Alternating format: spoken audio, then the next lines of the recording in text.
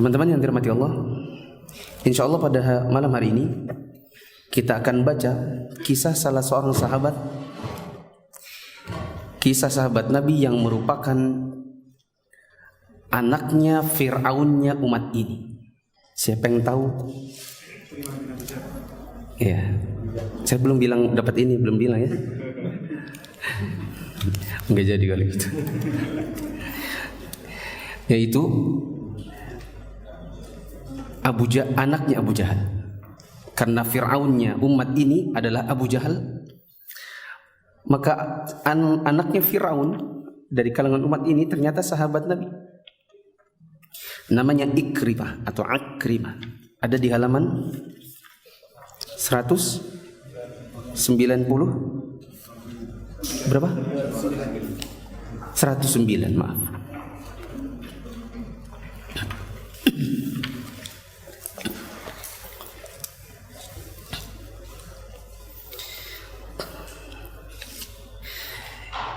Akrimah bin Abu Jahal radhiyallahu anhu. Usianya mendekati kepala 4 saat Nabi SAW membawa rahmat, memaklumkan dakwah hidayah dan kebenaran. Dia termasuk orang Quraisy yang paling mulia kedudukannya. Ya, tapi ini belum ke anaknya ya. Saya ulang.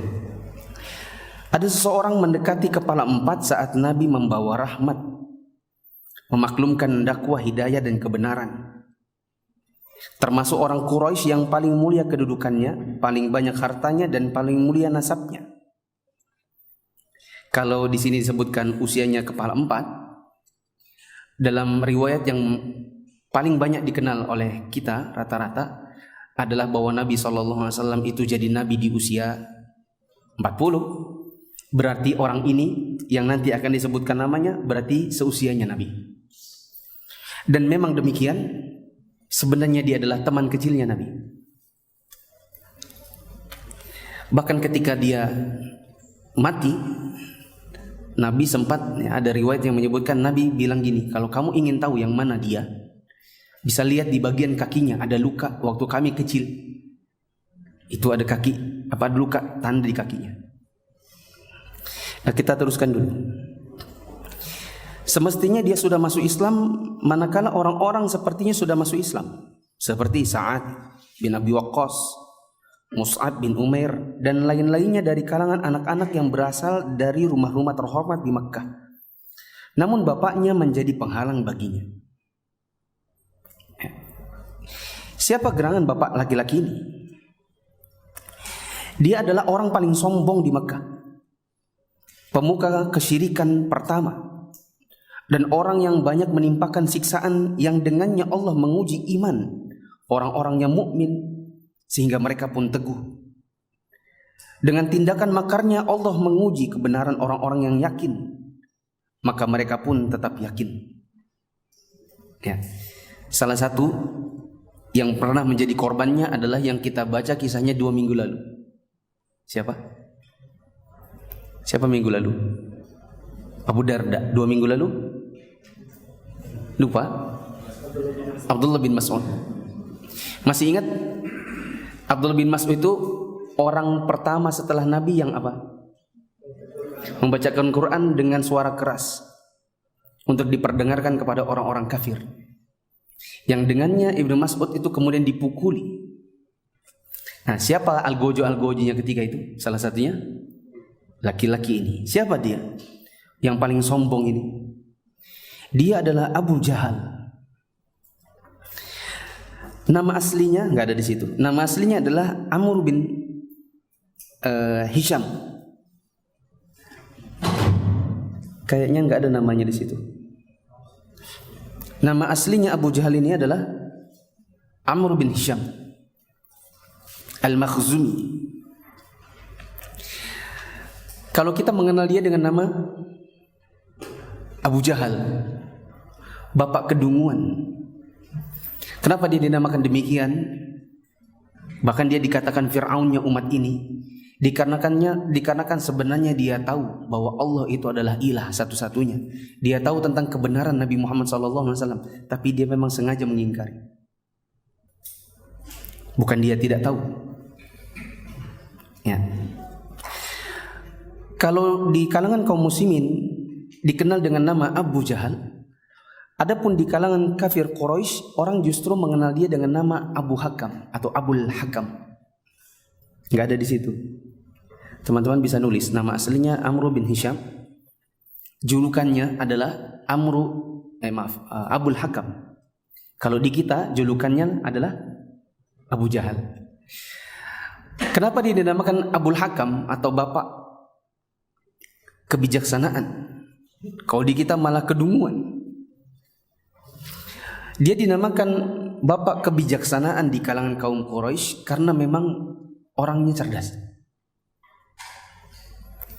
Punya pendapat-pendapat yang bagus.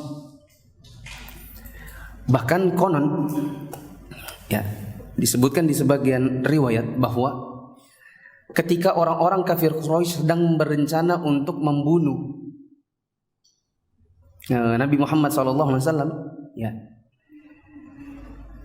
salah satu yang dimintai pendapat itu adalah Abu Jahal di Darun Nadwa.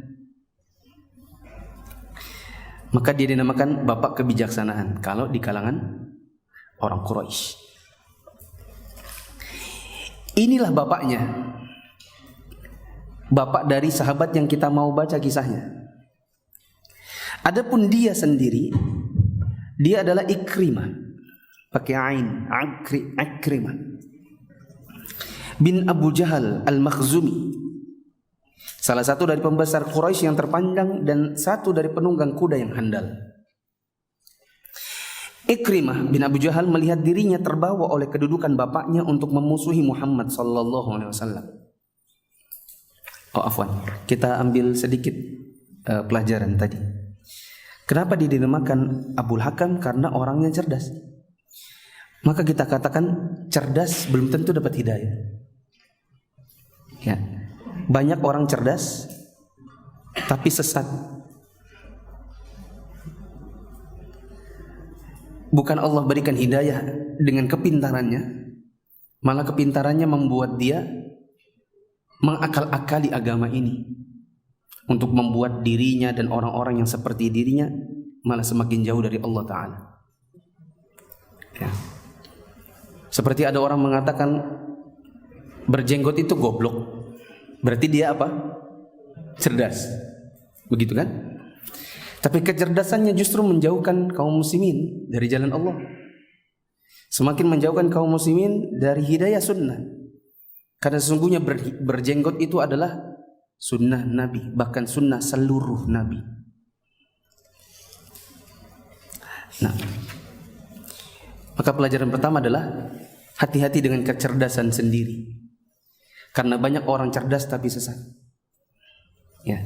Bila antum diberikan oleh Allah kecerdasan, IQ yang tinggi, paling tidak bisa dilihat dari nilai-nilai di sekolah atau di kuliah, maka gunakan kemampuan tersebut yang Allah anugerahkan untuk menolong agama Allah. Ikrimah bin Abu Jahal melihat dirinya terbawa kedudukan bapaknya untuk memusuhi Nabi. Maka dia pun memusuhi Rasulullah dengan permusuhan yang berat. Menyakiti sahabat-sahabat Nabi dengan keras dan menimpakan siksaan kepada Islam dan kaum muslimin yang membuat bapaknya senang dan bahagia. Ya. Ini pelajaran bahwa kadang orang itu sesat karena ngikuti orang tuanya. Kadang sesat karena orang tua. Dalam status medsos saya baru-baru ini, kurang lebih 2 atau 3 hari lalu, saya katakan, jangan kasih anak Anda HP manakala dia menangis. Anak-anak bayi, anak balita, kalaupun dia menangis jingkrak-jingkrak, haram kasih HP. Saya katakan kenapa? Demikian. Karena itu menyesatkan anak. Ya, mungkin bagi Anda enak, karena dia cepat berhenti nangisnya. Tapi itu menyesatkan dia. Ya, salah satu tandanya adalah lambat bicara, nggak fokus. Kalau diajak bicara itu matanya lari-lari. Kalau dikasih tahu itu matanya kemana-mana, tidak mendengar, tidak bisa nangkap. Ya, itu adalah akibat dari HP. Ini bagian dari penerapan sesat gara-gara orang tua. Adapun orang di zaman dahulu seperti Ikrimah sesat dari sisi agama karena bapaknya. Bapaknya memimpin perang syirik di Badar. Bahkan bapaknya ini yang bersumpah dengan nama Lata dan Uzza untuk tidak pulang ke Mekah kecuali setelah mengalahkan Muhammad. Singgah di Badar dan diam di sana selama 3 malam untuk menyembelih unta, menegak khamar dan mendendangkan atau mendengarkan lagu-lagu para biduan. Manakala Abu Jahal memimpin perang ini, Ikrimah anaknya merupakan tangan kanan yang diandalkan sekaligus kekuatan yang dengannya dia berperang. Akan tetapi Lata dan Uzza ternyata tidak memenuhi panggilan Abu Jahal karena memang keduanya berhala yang tidak mendengar. Keduanya tidak membantu Abu Jahal dan kawan-kawannya dalam perang Badar karena memang keduanya tak mampu melakukan itu. Sama seperti kisah Abu Darda di minggu lalu. Karena dia punya patung di dalam rumahnya yang dihancurkan oleh saudaranya. Siapa saudaranya? Abdullah bin Rawaha. Minggu lalu ya. Nah, ketika dia mau marah, kenapa berhalaku dihancurkan? Kepalanya mikir, tapi kalau dia memang mampu mendatangkan manfaat menolak mudarat, kenapa dia tidak mampu membela dirinya sendiri? Kenapa malah dihancurkan orang? Saya afwan.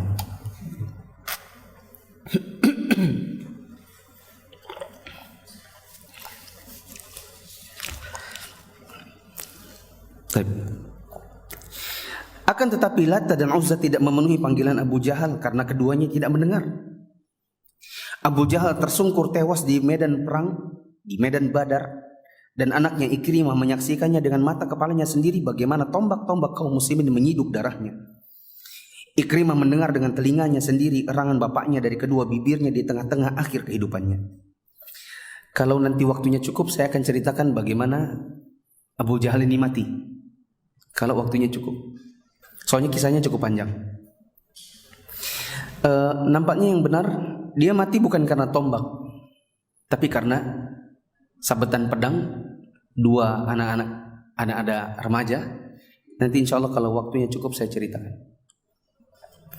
Ikrimah pulang ke Mekah setelah meninggalkan jasad sang pemuka Quraisy di Badar.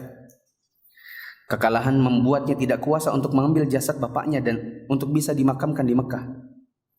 Dia harus meninggalkannya demi menyelamatkan diri dari kaum muslimin yang selanjutnya melemparkannya ke sumur Badar bersama puluhan bangkai orang-orang musyrik. Lalu mereka menimbunnya dengan tanah. Selanjutnya Ikrimah mempunyai urusan lain dengan Islam. Bila dahulu dia musuh Islam karena fanatik kepada bapaknya, cuma ikut-ikutan, kali ini dia betul-betul memusuhi Islam karena mau balas dendam. Dari sini Ikrimah bersama orang-orang yang bapaknya terbunuh di Badar terus memompa semangat permusuhan di dada kaum musyrikin terhadap Muhammad SAW. Mereka mengobarkan api balas dendam di dada orang-orang yang keluarganya terbunuh dari orang-orang Quraisy sampai tiba saatnya perang Uhud. Ikrimah bin Abu Jahal keluar menuju Uhud disertai istrinya yaitu Ummu Hakim yang nantinya akan jadi sahabiah. Berdiri bersama kaum wanita Quraisy yang keluarganya terbunuh pada perang Badar. Di belakang barisan bala tentara Quraisy, dia memukul rebana bersama mereka untuk memberi semangat kepada orang-orang Quraisy dalam peperangan dan meneguhkan para prajurit berkuda jika jiwa mereka takut lalu berniat mundur. Salah satu yang menjadi pemuka orang kafir di perang Uhud adalah Abu Sufyan yang belakangan jadi sahabat Nabi, yang jadi cheerleadernya, ya kan? Itu kan? Cheerleadernya adalah Ummu Hakim, dan salah satu yang paling terkenal adalah siapa yang tahu? Salah satu perempuan paling terkenal, Hindun. Hadir di peperangan itu Hindun. Ya, Hindun adalah istrinya siapa? Abu Sufyan. Mamanya siapa? Muawiyah. Ya. Hindun yang nyuruh sahabat Nabi, orang Quraisy yang orang kafir yang nantinya jadi sahabat Nabi juga, yaitu Wahsy. Wahsy ada nanti, ada di sini. Disuruh apa? Cari namanya Hamzah. Belah dadanya, aku minta apanya? Jantungnya. Nah, rupanya Ummu Hakim bagian dari cheerleader di perang Uhud. Quraisy menyerahkan sayap kanan pasukannya kepada Khalid bin Walid dan pasukan sayap kiri kepada Ikrimah bin Abu Jahal. Dalam perang ini, dua prajurit berkuda yang kala itu masih musyrik menunjukkan keberanian mereka, yang membuat bala tentara Quraisy mengungguli bala tentara Muhammad SAW dan para sahabatnya. Orang-orang musyrik meraup kemenangan besar. Hal ini membuat Abu Sufyan berbangga. Hari ini adalah pembalasan perang Badar. Karena di Badar kalah, sedangkan kali ini menang. Meskipun sempat kalah.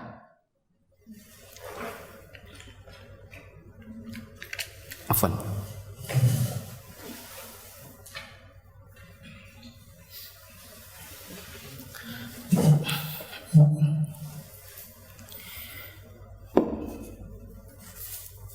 Kalahnya itu gara-gara perebutan harta rampasan perang. Karena Nabi punya sejumlah orang, ya, 70-an, ada di bukit pemanah, yaitu Jabal Ain-Nain, dikenal dengan Jabal Rumat, ya, bukit pemanah. Lalu Nabi pesan, menang atau kalah jangan turun.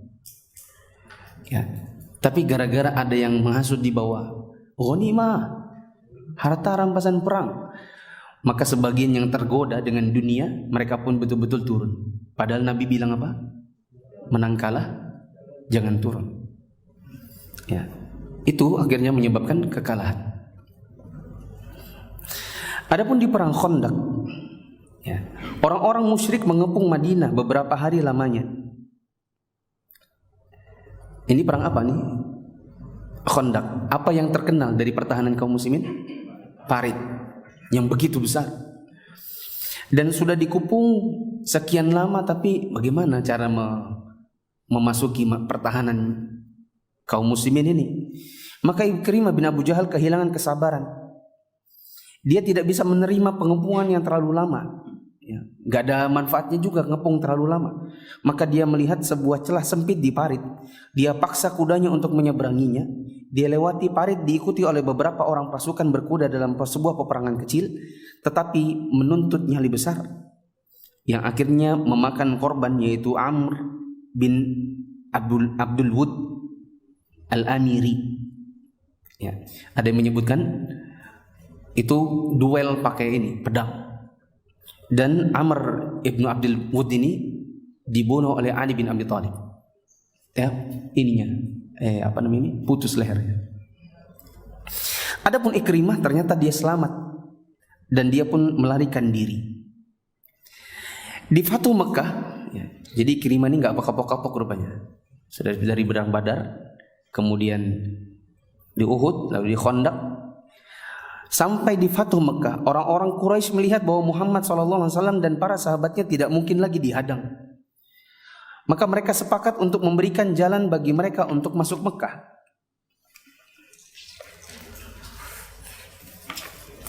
Orang-orang Quraisy mengambil keputusan ini, yaitu membiarkan Muhammad dan pasukannya masuk saja kota Mekah. Karena mereka mendengar bahwa Rasulullah SAW meminta para panglima pasukannya untuk tidak memerangi siapapun kecuali orang Mekah yang memerangi juga. Adapun yang tidak memerangi maka dia aman. Tetapi Ikrimah dengan beberapa orang yang sepakat dengannya malah membelot dari kesepakatan Quraisy.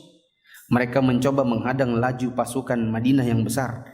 Maka Khalid bin Walid mengalahkan mereka dalam sebuah perang kecil yang memakan korban beberapa orang dari mereka. Sedangkan yang lainnya melarikan diri, dan di antara yang melarikan diri adalah Ikrimah bin Abu Jahal. Lari lagi dia. Yang menarik adalah Khalid bin Walid itu seposisi dengan Ikrimah waktu Uhud. Waktu Fatu Makkah berhadapan. Allah tunjukkan hidayah kepada satu orang, tidak kepada yang lain. Sampai saat itu ya. Pada saat itu kebingungan dan penyesalan mulai menyergap Ikrimah. Bingung dia. Andai aja dia nurutin orang-orang Quraisy maka aman. Karena Nabi pesan yang diperangi hanya yang memerangi juga. Nah sekarang udah masuk di dalam pemberontakan, pembelotan dari kaum Quraisy, sampai di sana mau hadang gaya-gaya ternyata lupanya kalah juga. Ya, sekarang mau pilih kemana? Suruh masuk Islam, nggak mau dia. Balas dendam dengan bapaknya. Dendam karena kematian bapaknya. Mau balik ke Mekah, dipancung. Ya, karena dia termasuk yang tidak dikecualikan oleh Nabi nanti. Akhirnya mau tidak mau lari jauh. Mekah tidak lagi memberi tempat setelah ditaklukkan oleh kaum muslimin. Rasulullah SAW sendiri memaafkan apa yang dilakukan oleh kaum Quraisy dahulu terhadap beliau. Namun beliau mengecualikan beberapa nama, nggak bisa diampuni. Beliau memerintahkan agar mereka semua dibunuh dimanapun mereka berada, termasuk bila ketemunya di bawah tirai Ka'bah. Harus dibunuh beberapa orang yang dikecualikan ini. Di antara nama-nama yang dikecualikan adalah namanya Ikrimah. Maka dari itu dia melarikan diri secara sembunyi-sembunyi, meninggalkan Mekah dan mengarahkan kudanya ke arah Yaman, karena dia tidak memiliki tempat berlindung kecuali di Yaman. Pada saat itu Ummu Hakim, siapa ini? Istrinya Ikrimah bin Abu Jahal, dan Hindun binti Utbah. Istrinya siapa ini? Abu Sufyan. Tadi saya sudah sebut ya. Ini dua orang anggota cheerleadernya kaum Quraisy di Uhud. Ya. Hindun binti Utbah dan Ummu Hakim mendatangi rumah Rasulullah SAW bersama 10 orang wanita untuk membaiat Nabi. Mereka masuk kepada Nabi SAW. Pada saat itu beliau bersama 2 orang istrinya dan putrinya, itu Fatimah, serta beberapa kaum wanita dari Bani Abdul Muttalib. Hindun yang menutupi wajahnya. Kenapa ditutupi? Ada di catatan kaki. Dia lakukan karena dia malu atas perbuatannya terhadap pamannya Nabi, yaitu Hamzah bin Abdul Muttalib di perang Uhud. Yang dia nitip apa tadi? Titip jantung kepada Wahsy. Dan setelah betul-betul Wahsy dapatkan jantungnya, maka digigit, dikunyah mentah-mentah. Ya. Sebenarnya Nabi awalnya tidak suka melihat Hindun, ya, karena lama-lama Nabi tahu, ya, karena tadinya kan ditutup wajahnya, lama-lama Nabi tahu, ya. Dan meskipun Nabi SAW sedih dengan kematian paman beliau itu Hamzah, tapi masalahnya yang dahulu melakukan kejahatan kepada Hamzah itu sudah masuk Islam, maka Nabi pun ya reda. Ini menunjukkan bahwa ikatan tali persaudaraan karena agama diutamakan daripada tali kekerabatan.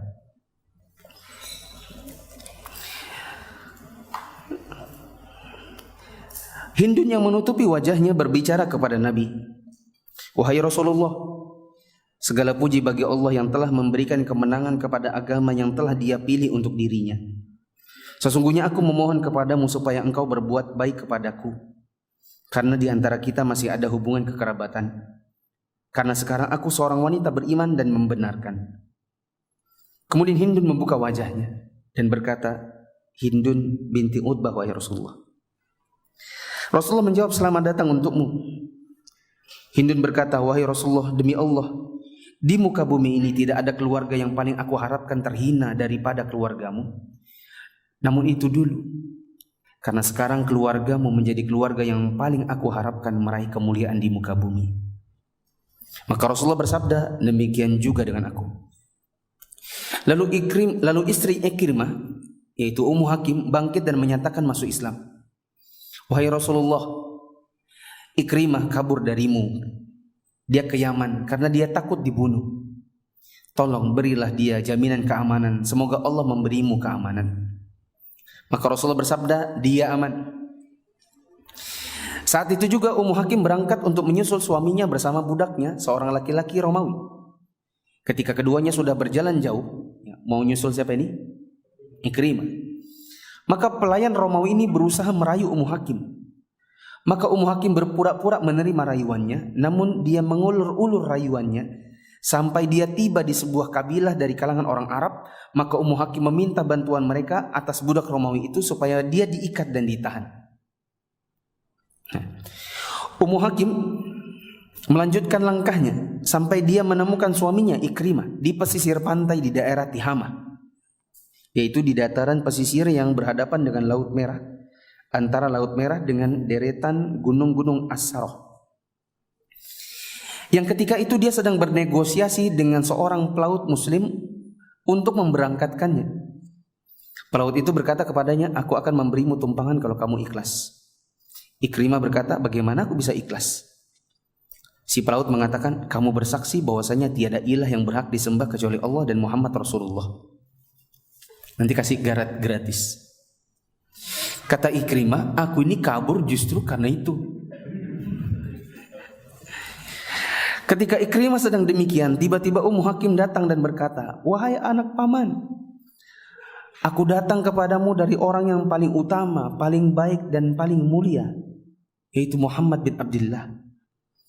Aku telah meminta beliau untuk memberimu jaminan keamanan, dan beliau memberimu jaminan keamanan. Maka janganlah kamu celakakan dirimu sendiri. Ikrimah bertanya untuk menegaskan, kamu berbicara langsung sama dia? Istrinya bilang, iya, aku sendiri yang bicara langsung kepada beliau, dan beliau memberimu keamanan.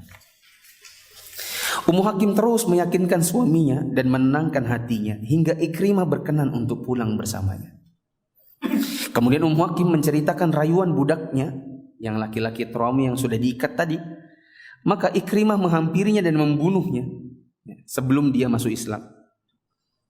Ketika keduanya singgah untuk beristirahat di tengah perjalanan, Ikrimah ingin menyentuh istrinya, tapi istrinya menolak. Dia berkata, aku sekarang muslimah dan kamu kafir. Ikrimah tidak kuasa membendung keheranannya. Dia berkata, pasti adalah perkara besar yang menjadi penghalang bagiku untuk menyentuhmu. Ini pasti nggak main-main masalahnya. Ikrimah mendekat ke Mekah, pulang sama istrinya. Maka Rasulullah SAW tahu bahwa dia akan datang. Maka beliau bersabda, sayatikum Ikrimatu ibnu Abi Jahal mu'minan muhajira fa tasubbu abahu fa inna sabbal mayyiti yu'dhil hayya wa la yablughul mayyita. Ikrimah bin Abu Jahal nanti akan datang. Nabi mengabarkan orang-orang, dia akan datang kepada kalian sebagai seorang mukmin yang hijrah. Maka jangan sekali-kali kalian caci maki bapaknya. Siapa bapaknya? Abu Jahal. Jangan caci maki orang mati. Ya, karena itu bisa menyakiti yang hidup. Dan cacian itu toh tidak akan sampai kepada yang mati. Hanya saja riwayat ini dinyatakan maudhu' oleh Syekh Al-Albani di dalam silsilah al-hadits ad-dha'ifah.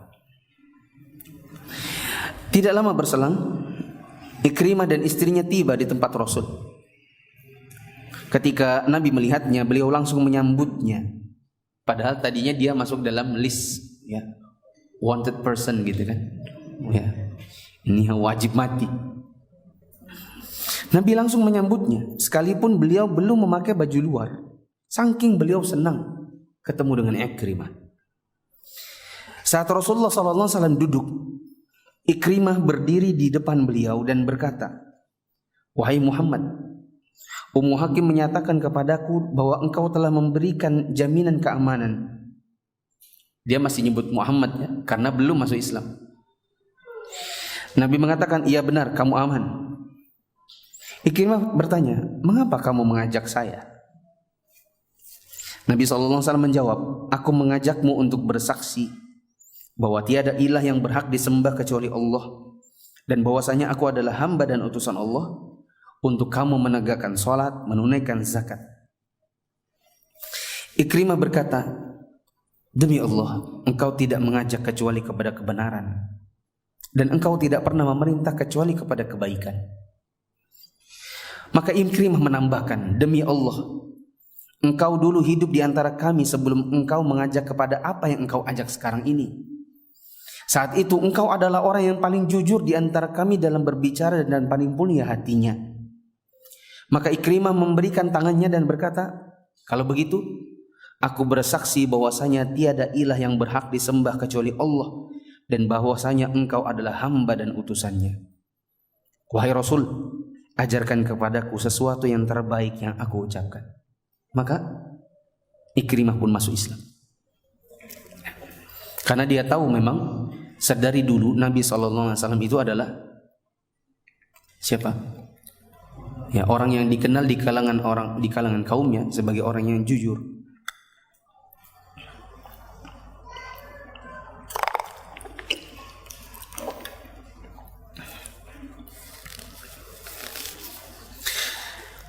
Nabi SAW bersabda, ucapkanlah, aku bersaksi bahwasanya tiada ilah yang berhak disembah kecuali Allah, dan bahwasanya Muhammad adalah hamba dan utusan Allah. Ikrimah tanya, kemudian apa? Rasul bersabda, ucapkanlah, aku menjadikan Allah sebagai saksi dan menjadikan yang hadir sebagai saksi bahwasanya aku adalah muslim yang berjihad dan berhijrah. Mulai sekarang saya akan menjadi orang muslim yang berjihad dan hijrah. Maka Ikrimah pun mengatakannya. Rasul bersabda kepadanya, hari ini kamu tidak meminta sesuatu kepadaku yang pernah aku berikan kepada seseorang, kecuali aku akan memberikannya kepadamu. Mau apa? Ikrimah berkata, aku mohon kepada engkau agar engkau memohonkan ampunan kepada Allah untukku atas segala permusuhanku terhadapmu selama ini, atau perjalanan, atau kesempatan di mana aku bertemu denganmu, atau perkataan yang aku ucapkan di depan atau di belakangmu. Dia minta untuk dimohonkan ampunan kepada Allah. Ya, untungnya dia masih hidup. Ya, seandainya dia sempat mati di Badar, maka dia seperti bapaknya. Dia akan masuk neraka selama-lamanya, tidak akan pernah keluar lagi, karena mati dalam keadaan musyrik lagi kafir. Tapi demikian Allah memberikan hidayah kepada siapa yang Allah kehendaki, dan Allah sesatkan siapa yang disesatkannya. May yahdillah fala mudhillalah wa may yudlil fala hadiyalah. Siapa yang Allah tunjuki maka tidak ada yang menyesatkannya, siapa yang Allah sesatkan maka tidak ada yang bisa memberikan petunjuk kepadanya. Ya. Jamaah yang dirahmati Allah, di sini kita belajar rasa syukur. Kita bersyukur kepada Allah, kita dijadikan orang Islam, orang mukmin. Yang jauh lebih kita syukuri lagi adalah kita berada di atas hidayah sunnah. Yang berapa banyak orang-orang yang tidak mendapatkan atau belum mendapatkan hidayah ini, apalagi orang-orang mantan jokam. Ya. Karena dahulu masuk di dalam sebuah kesesatan sesesat-sesat. Lalu Allah cabut kesesatan itu diganti dengan hidayah yang bukan lubang buaya masuk kandang macan, tetapi Allah tunjukkan hidayah sunnah melalui ustadz-ustadz yang dahulu Allah berikan kemampuan, kemudahan bagi mereka untuk belajar di Makkah. Itu sebuah kesyukuran yang besar. Ya. Mungkin dari kita dahulu tidak mengenal sunnah, bahkan berada di dalam kubangan bid'ah, punya keyakinan khurafat, tiap tahun-tahunnya nyembah kubur. Ya, paling tidak malam Jumat punya ritual-ritual khusus yang tidak ada tuntunannya. Lalu Allah berikan kepada kita hidayah dengan berbagai modelnya. Ya. Saya pernah cerita saya dapat hidayah justru dari guru saya yang bagi saya menyesatkan. Ya. Guru saya itu di malam iktikaf, dia nyetel film di dalam masjid yang isinya itu ada orang telanjang. meskipun pesannya bagus.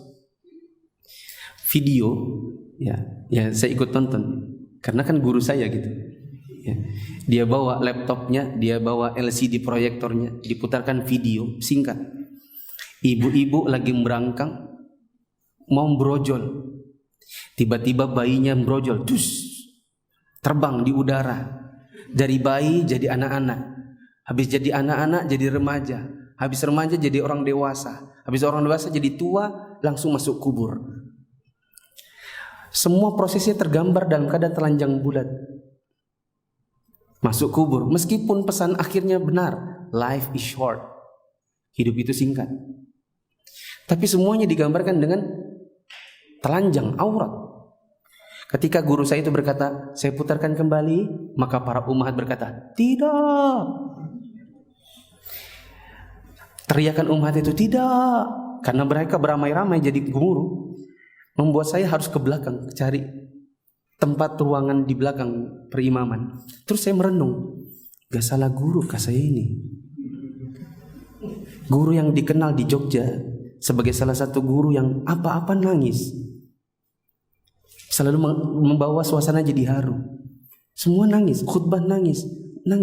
Tapi kenapa tidak ngeh dengan aurat telanjang bulat ditontonkan di dalam masjid ke hadapan akhwat-akhwat di masa Ramadan iktikaf? Maka sejak saat itu saya berkata, mulai Ramadan, mulai tahun ini, saya akan ganti guru. Saya akan pindah cari guru yang lain. Kayaknya bagus kepada ustadz itu aja deh, yang selama ini saya tidak suka. Kenapa saya tidak suka? Karena dia mengharumkan musik, sementara saya punya koleksi kaset yang begitu banyak. Ya, aku kayaknya pindah situ aja. Soalnya aku sebenarnya mengakui beliau itu kalau bicara pakai hadis, pakai dalil. Cuman akunya aja yang gak suka, karena apa yang disampaikannya bertentangan dengan hawa apa yang kukerjakan. Mulai lebaran ini aku akan cari celana kain, celana jeans kuku potong nanti semua. Aku cari celana kain, aku mau bikin celana kain di atas mata kaki. Mulai besok kalau sudah masuk kuliah lagi, aku akan buang baju-bajuku yang gaul-gaul, aku ganti dengan baju koko, biar aja. Rambut yang jigrak-jigrak ala mohawk itu saya belah samping. Jadi ketika masuk kuliah, teman saya bilang, sakitkah kamu? Kenapa kamu?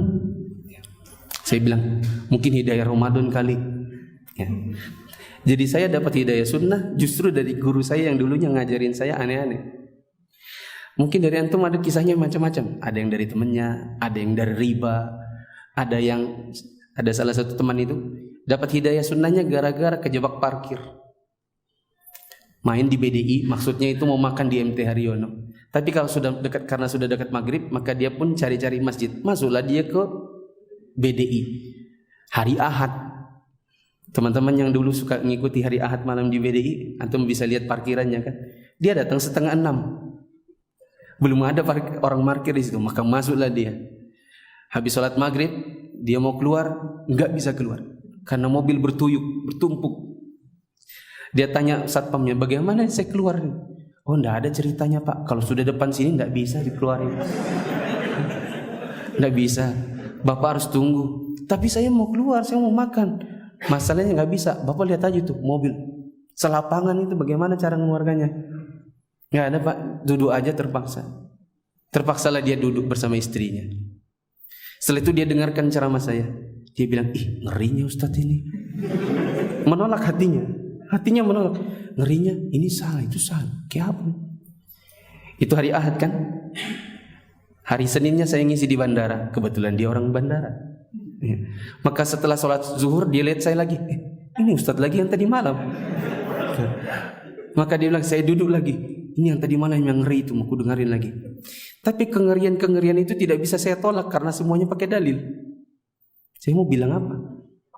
Maka besok Seninnya saya ikuti lagi. Lama-lama hati saya menerima. Dan saya ajak istri saya ikut kajian. Lama-lama istri pun menerima. Allah berikan hidayah dengan segala caranya. Ya. Maka kita bersyukur kepada Allah. Ya, Allah berikan kepada kita hidayah, bukan cuma sekedar hidayah Islam, tapi hidayah sunnah. Ya, di mana sebagian kaum muslimin mereka KTP-nya Islam tapi tidak sholat, KTP-nya Islam tapi mengerjakan hal-hal yang dilarang oleh Allah Ta'ala, yaitu syirik, yang dibenci Nabi yaitu bid'ah dan khurafat. Ya. Rasulullah SAW pun mendoakan Ikrimah. Beliau bersabda, Allahumma firlahu kulla adawatin adaniha wa kullu masirin sara fihi ila mawdi'in yuridu bihi itfa'a nurik waghfir lahu ma nala fi min 'irdi fi wajhi aw ana ghaibun anhu. Ya Allah, ampunilah Ikrimah atas segala permusuhannya kepadaku selama ini dan semua perjalanan yang dilakoninya ke suatu tempat demi memadamkan cahayamu. Ampunilah perkataannya yang menyerang kehormatanku, baik di depanku maupun ketika aku tidak berada di sisinya. Maka wajah Ikrimah berbinar-binar karena bahagia. Dia berkata, demi Allah wahai Rasulullah, aku tidak membiarkan nafkah yang telah aku nafkahkan demi menghalang-halangi jalan Allah, kecuali aku akan menggantinya dengan jumlah yang lebih banyak di jalan Allah. Dan aku tidak akan membiarkan peperangan yang telah aku jalani demi menghalangi jalan Allah, kecuali aku akan menggantinya dalam jumlah yang lebih banyak di jalan Allah. Pelajaran bagi kita, kesungguhan setelah dapat hidayah. Sungguh-sungguh setelah hidayah datang. Apa dia katakan tadi? Berapapun uang yang dahulu kukerahkan untuk memerangi cahaya Allah, aku akan ganti dengan yang lebih banyak untuk menghidupkan jalan Allah. Dan berapa banyak peperangan yang dahulu aku ikuti untuk memadamkan cahaya Allah, aku akan ganti dengan peperangan-peperangan untuk menegakkan kalimat Allah. Teman-teman yang dirahmati Allah, pelajaran bagi kita adalah sungguh-sungguh dalam hidayah. Contoh nih, kita dapat hidayah, terus sering saya bilang, dan mungkin teman-teman juga sudah sering mendengar kalimat-kalimat ini dari para ustadz, jangan sampai hidayah sunnah ini hanya diterapkan dalam bentuk pakaian, hanya dengan koleksi baju yang merek-mereknya saya sempat contohkan minggu lalu. Sebagian orang setelah dapat hidayah, mereka hanya mengoleksi baju, hanya ganti casing, tapi tidak berubah pada dasarnya. Tidak ada kemauan untuk beramal. Ya, tongkrongan tetap dijalani. Menuntut ilmu tetap malas. Semua tempat dibilangnya jauh. Ya, nggak ada kesemangatan untuk membangun dirinya lebih baik. Ya, jangankan suruh ngaji, ngaji ilmu, belajar hadis, belajar usul fikih, bla bla bla, belajar bahasa Arab, belajar baca Quran. Berapa banyak yang tidak mau, meskipun sudah dalam tanda kutip ngaji sunnah 10 tahun, banyak yang nggak bisa baca Quran. Nah, dalam kesempatan ini izinkan saya keras sedikit. Ya, biasanya saya ingin lembut-lembut kalau dalam ini, tapi izinkan saya sesekali keras dalam masalah ini, karena boleh buka rahasia sedikit. Sejak 2019 saya banyak mengubah gaya bicara, meskipun belum bisa baik. Teman-teman yang ikut kajian saya, terutama Mulia Mana Salaf hari Rabu, sebelum 2019, teman-teman pasti tahu bahwa saya kalau ngomong keras. Ya, apalagi kalau bicara tentang bid'ah, tentang aliran sesat, tuh nggak pakai ini, nggak pakai rem. Sejak 2019 saya pernah ngisi di Cirebon. Ya, ada satu kajian yang saya bawakan, judulnya Nenek Moyangku Bukan Pelaut. Itu mengubah diri saya sendiri. Jadi bukan mengubah jamaah, malah mengubah diri saya sendiri. Sejak saat itu saya mulai introspeksi.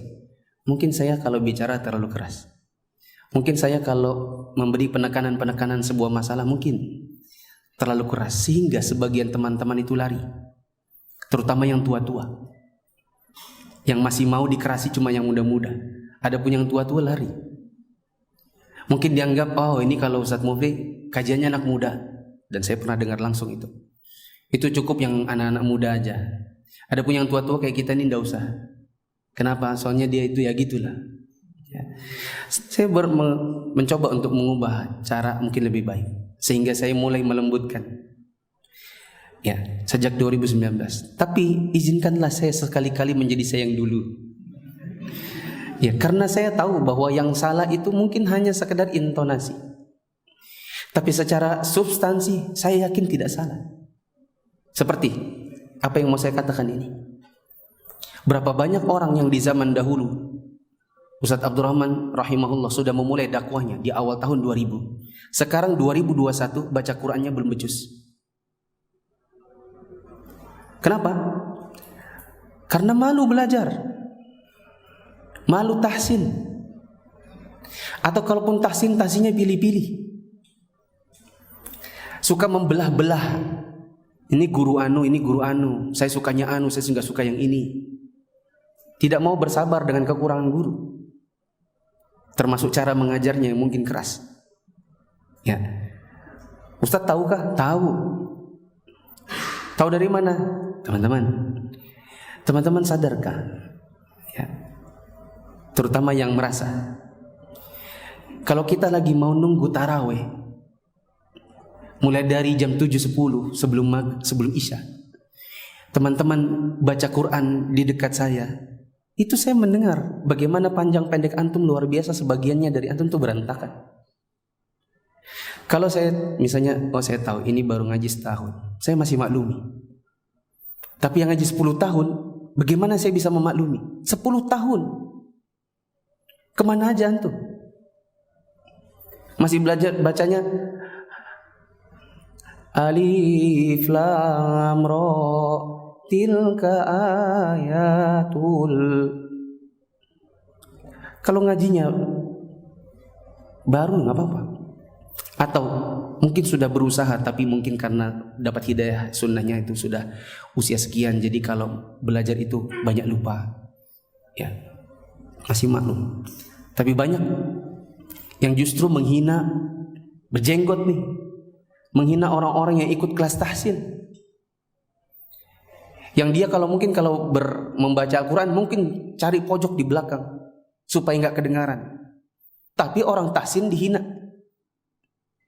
Apa? Ikut tahsin yang cuma sabah itu gitu kan. Ya. Tapi dia sendiri kalau ditanya, bisa baca Qurannya sudah benar? Ya. Mohon maaf kalau misalnya teman-teman mungkin saya sudah 10 tahun kayaknya sudah dapat hidayah tapi belum becus. Saya katakan minimal antum belajar.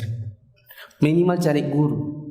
Yang susah itu adalah, yang saya paling gak bisa terima itu adalah sudah gak belajar, taunya ketawa-tawa, mencandai orang-orang yang serius belajar, menghasut untuk gak usah belajar. Ya, dan saya dapati sebagian kaum muslimin, sebagian teman-teman ini, maaf, di Balikpapan ini begitu. Ya.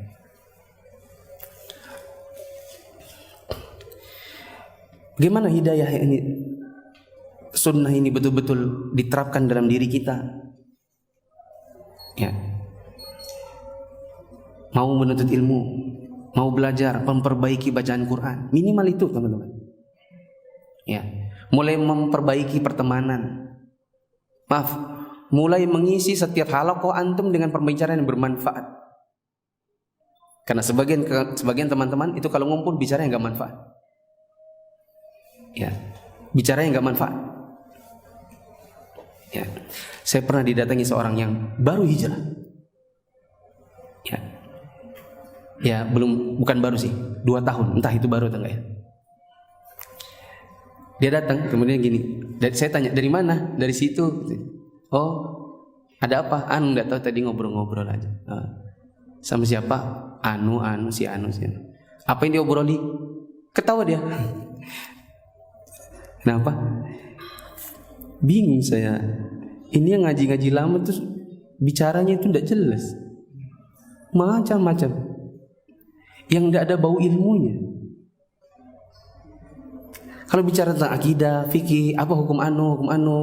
Kita kemarin safar ke sini, itu sudah jamak belum ya? Qasar belum ya? Itu kan pembicaranya bermanfaat gitu dan berpahala. Ini enggak. Apa aja dibicarakan? Pensil, bolpen. Saya nggak mau nyebutkan bendanya, khawatirnya ada yang tahu. Ya. Atau ada yang mungkin video ini nyampe. Oh, kita tuh yang dibicarakan. Ya.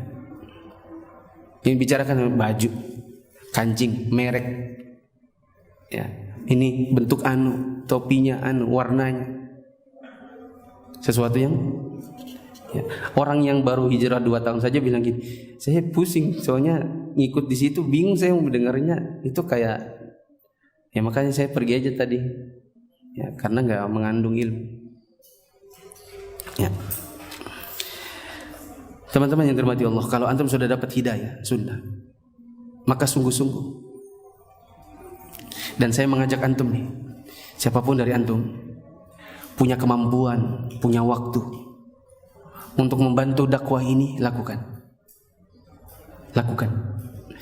Antum punya kemampuan IT, antum tawari ustadz-ustadz siapapun yang antum sukai, yang antum dekat rumahnya, ya, atau dekat dengan kantornya, yang antum sering temui, tawarkan, saya punya kemampuan ini ustadz, mungkin bisa disumbangkan, mungkin ustadz butuh, ya, seperti itu. Atau paling tidak kalau antum tidak mau seperti itu,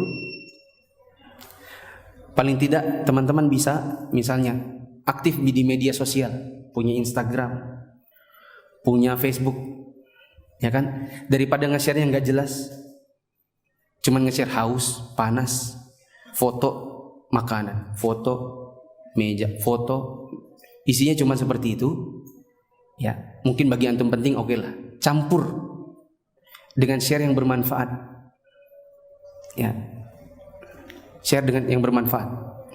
Contoh, antum suka bidang parenting, ya saya sudah lama sekali pengen bikin, tapi karena saya nggak mungkin juga menghabiskan waktu hanya untuk medsos, saya sudah lama sekali membutuhkan ada satu akun baru, misalnya parenting, yang isinya adalah materi-materi saya yang berkenaan dengan parenting. Daripada hanya ada di HP nggak di-share, mending saya keluarkan dari HP, bisa dibaca orang. Tapi kalau ngadmini sendiri, share lagi, aduh pusing. Ya, bikin video, bikin kegiatan namanya Mia, bikin kegiatan ini, kegiatan itu, bangun sekolah, itu saja bikin pusing. Saya tidak mau lagi nambah dengan media sosial. Nah, daripada misalnya teman-teman hanya bikin, ada sebagian teman-teman yang ikut bikin Instagram itu, pernah saya tegur dalam live saya bilang begini, teman-teman mohon maaf ya, yang nyimak live ini, saya baca nih nama-nama antum, akun-akun Instagramnya, mohon maaf ya, namanya nih ya XXYYZZ A1B2C3 segini kan ABCD gitu. Teman-teman serius gak? Kalau cuma namanya XXYYZZ, siapa yang mau follow antum dengan mencari manfaat? Siapa? Tidak ada. Kalau mau nama asli, misalnya siapa? Usama, Balikpapan. Lalu isinya antum hadis-hadis, share punya ustadz-ustadz, itu lebih bermanfaat. Ya, karena kalau cuma XXYYZZ, saya khawatir nanti hanya dipakai buat stalking, buat explore, lihat-lihat foto-foto artis, ya, cari-cari giveaway. Mendingan antum, ustadz, akun saya namanya nggak jelas, ABCD. Ustadz butuh, saya sudah punya follower 1000. Kita ubah jadi apa ustadz? Misalnya saya jawab, ubah jadi kajian Balikpapan, ubah jadi faidah sunnah. Apakah yang lebih bermanfaat? Ya. Baik. Sejak saat itu seorang penunggang kuda handal, seorang pahlawan pemberani di medan laga bergabung dalam rombongan dakwah. Seorang ahli ibadah, pelantun kitabullah di masjid. Dia meletakkan mushaf di wajahnya dan berkata, kitab Tuhanku, firman Tuhanku, sambil menangis karena takut kepada Allah. Ikrimah memenuhi apa yang pernah dia janjikan kepada Rasul. Maka tidaklah kaum muslimin menerjuni suatu peperangan setelah dia masuk Islam, kecuali Ikrimah ikut berpartisipasi di dalamnya. Dan tidaklah kaum muslimin berangkat dalam sebuah pasukan perang, kecuali Ikrimah berada di garisan depan. Di dalam perang Yarmuk, Ikrimah melangkah maju menyongsong musuh layaknya orang haus menyongsong air dingin di hari yang sangat panas. Ketika kesulitan kaum muslimin terasa berat, di salah satu kesempatan Ikrimah turun dari kudanya, mematang cek cek cek cek cek cek cek cek cek cek cek.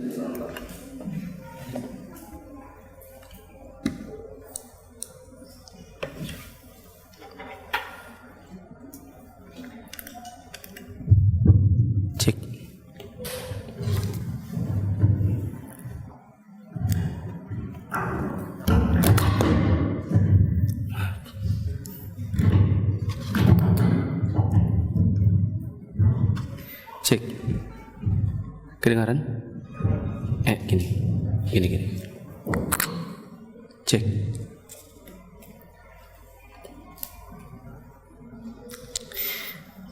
Mana tadi?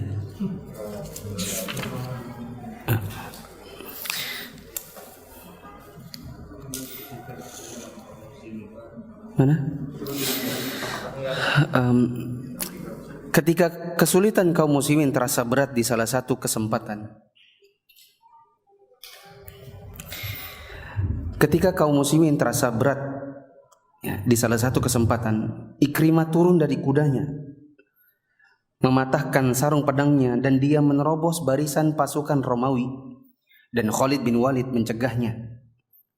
Dia berkata, "Jangan lakukan Ikrimah, karena terbunuhnya dirimu merupakan sesuatu yang berat bagi kaum muslimin." Ikrimah menjawab, "Menjauhlah dariku, wahai Khalid. Kamu telah meraih beberapa kesempatan berperang bersama Rasul sebelum ini.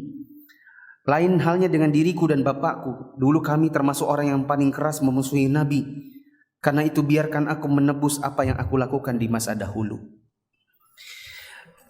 Kemudian dia berkata, "Aku telah memerangi Rasul di beberapa peperangan. Lalu setelah itu aku lari karena takut kepada orang-orang Romawi di hari ini. Hal itu tidak mungkin terjadi selama-lamanya." Kemudian dia berseru kepada kaum muslimin, "Siapa yang berbaiat untuk mati?" Maka pamannya Al-Harith bin Hisham, saudaranya siapa ini? Abu Jahal, yaitu Amr bin Hisham, dan Diror bin Al-Azwar membaiat bersama 400 kaum muslimin. Mereka berperang di depan markas Khalid bin Walid radhiyallahu anhu dengan sangat gigih. Mereka membelanya dengan gagah berani. Perang Yarmuk selesai dengan kemenangan besar di tangan kaum muslimin. Di antara para syuhada ada 3 orang laki-laki yang tergolek tak berdaya di bumi Yarmuk karena luka-luka yang mereka derita demikian parah, yaitu Al-Harith, Ayyash, dan Ikrimah. Al-Harith meminta air untuk minum. Ketika dia dibawakan air, Ikrimah melihat kepadanya. Maka Al-Harith berkata, "Berikan air ini kepada Ikrimah." Dan dia belum minum. Ketika air itu dibawa kepada Ikrimah, Ayyash melihat kepadanya. Maka Ikrimah berkata, "Berikan saja kepada Ayyash." Manakala mereka mendekati Ayyash, mereka melihat ternyata Ayyash sudah wafat. Maka mereka kembali kepada Al-Harith, ternyata sudah wafat. Kembali kepada Ikrimah, ternyata sudah wafat juga. Ya.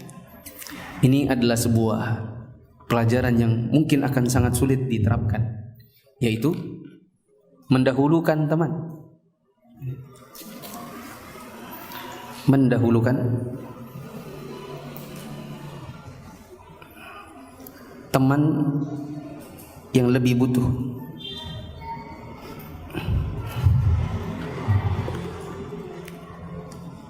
Ya. Dengan catatan, mendahulukan teman itu adalah sunnah kecuali dalam ibadah. Adapun dalam ibadah disebut dengan ithar. Apa namanya? Coba sebut ithar. Ya. Ithar. Itu artinya mendahulukan orang. Seperti sebagian orang-orang Indonesia itu kan suka apa ya? Sungkan-sungkanan. Kalau ada soft di depannya kosong, maka dia bilang, "Monggo." Yang dimonggoin, "Monggo." Baru dia dorong-dorongan punggung. Padahal itu adalah makruh. Karena ithar itu sunnah, tapi tidak dalam ibadah. Ya. Sebagian ulama ada yang mengatakan salah satu contohnya adalah saat setoran hafalan. Kalau ada yang sudah datang duluan, maka hendaklah dia yang duluan setoran, bukan kamu duluan. Kecuali biasanya dilakukan oleh orang yang belum siap setoran, pasti dia dahulukan teman. Semoga Allah meridhai mereka semuanya, memberikan mereka minum dari telaga Al-Kautsar, sehingga mereka tidak akan pernah lagi merasakan haus selama-lamanya, dan menyiapkan surga Firdaus yang hijau di mana mereka bernikmat ria di dalamnya untuk selama-lamanya. Wallahu a'lam bishawab. Teman-teman yang dirahmati Allah, mungkin ini yang bisa kita baca dari kisah Ikrimah bin Abu Jahal. Apakah teman-teman mau mendengar kisah kematian Abu Jahal? Atau nanti aja kapan-kapan? Hah? Yang mau sekarang angkat tangan. Yang mau nanti aja?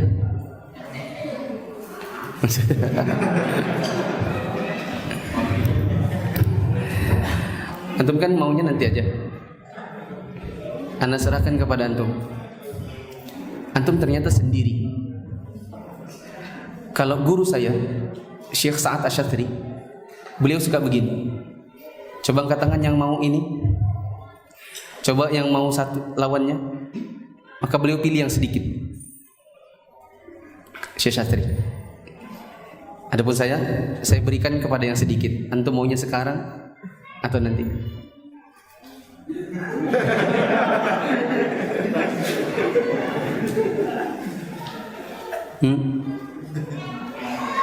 Nanti aja. Ya sudah. Ini saja. Mungkin teman-teman ada yang punya keperluan, kurang lebihnya mohon maaf. Subhanakallahumma wa bihamdika asyhadu an la ilaha illa anta astaghfiruka wa atubu ilaik. Wassalamualaikum warahmatullahi wabarakatuh.